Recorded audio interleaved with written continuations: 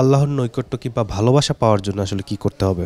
আল্লাহ পাকের নৈকট্য পাওয়ার জন্য অনেকগুলো মাধ্যম রয়েছে, তবে আল্লাহ রাব্বুল আলামিন তাবারাকা ওয়া তাআলার হাবিব বলেছেন দুটি কাজ করলে, দুটি বাক্য পড়লে আল্লাহ পাকের নিকটবর্তী হওয়া যায়, তার মাহবুব হওয়া যায়।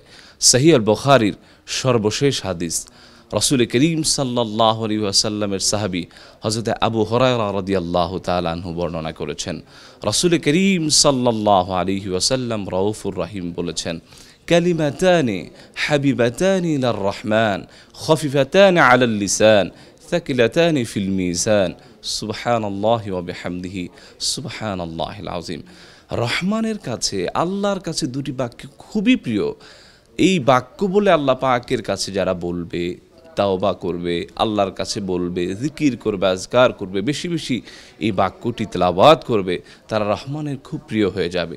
যেটা জবান উচ্চারণ করবার খুবই হালকা আর মিজানের পাল্লা খুবই ভারী করে, সেটা হচ্ছে সুবহানাল্লাহি ওয়া বিহামদিহি সুবহানাল্লাহিল আযীম। এ বাক্য আমরা পড়তে পারি, ইস্তেগফার বেশি বেশি পড়তে পারি, তারপরে বেশি বেশি দরুদ পড়তে পারি এবং জীবনের সব কথাকে আল্লাহ পাকের সামনে নিয়ে মাপ চেতে পারি। এগুলো দিয়েই আল্লাহ পাকের প্রিয় হওয়া যায়।